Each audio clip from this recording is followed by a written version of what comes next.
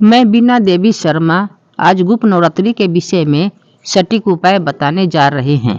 जो गुप्त नवरात्रि होते हैं इसमें पूजा पाठ या 9 दिन का व्रत रखते हैं तो किसी को बताया नहीं जाता है, क्योंकि इसको गुप्त रखा जाता है, तभी व्रत का फल मिलेगा।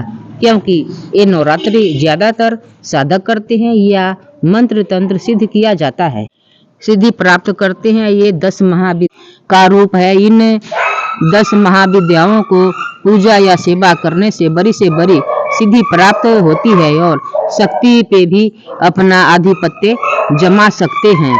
नकारात्मक शक्तियों को पल भर में दूर किया जा सकता है और ऐसी कोई भी इच्छा नहीं जो इन महाशक्ति के पूजा करने से पूरी नहीं हो सकती।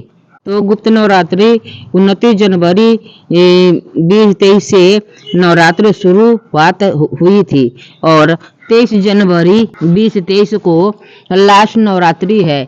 इन 10 महाविद्याओं को एक दिन ऐसा आता है आपको संकेत मिलना शुरू हो जाता है। आप व्रत या पूजा पाठ करते हैं तो माता की पूजा पाठ भक्ति आपकी लगी है या नहीं, कौन सी माता की शक्ति आपके घर में है, उनका वास हो चुका है या फिर नहीं हुआ है, तो वीडियो को लाइक एवं सब्सक्राइब कर दें ताकि अगली वीडियो आपको आसानी से देखने को। खासकर गुप्त नवरात्रों में तांत्रिक जो करते हैं माता की उपासना, साधक भी करते हैं माता की उपासना, तो गुप्त नवरात्रों में 5 संकेत मिलना शुरू हो जाती है। तो मैं बता रही हूँ जो तांत्रिक शक्तियाँ होती है वो चरण सीमा पर होती है।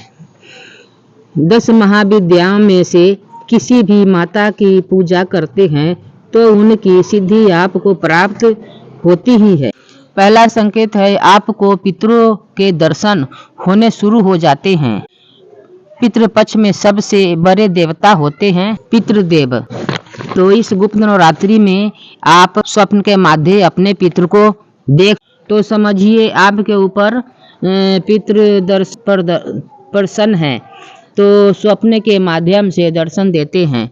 जब दिव्य शक्तियाँ आपके घर में वास करती है तो पितृ प्रसन्न रहते हैं, क्योंकि दिव्य शक्तियाँ के कारण ही पितरों को बल मिलता है।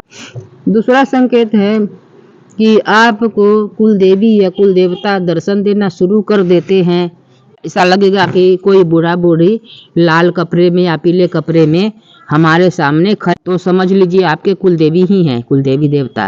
अगर आपके सिर पे कुल देवता का हाथ है तो आपका अच्छा दिन शुरू हो जाता है, सारे बिगड़े काम बनने लगते हैं। दूसरा संकेत है माता के दर्शन होना शुरू हो जाते हैं, क्योंकि अगर बच्चों को कुछ हुआ तो सबसे पहले माता पिता ही आते हैं। चौथा संकेत है भैरव बाबा का दर्शन होना, क्योंकि जहां माता जाती है वहीं भैरव बाबा भी जाते हैं। 5वां संकेत है माँ के ऊपर, आपके ऊपर माता की सवारी आ रही है या फिर मंदिर में बैठे हैं तो आपका शरीर भारी हो जाता है या आंसू आने लगता है, तो समझिए माँ की कृपा आपके ऊपर। 6ठा संकेत है आपकी ज्योति की लौ बहुत ज्यादा ऊपर की ओर उठना, ये तो सबसे बड़ा संकेत है। आपके नौकरी या फिर कारोबार में तरक्की की रास्ता खुलने वाला है, तो समझिए माता रानी की आशीर्वाद आपके ऊपर बहुत ज्यादा।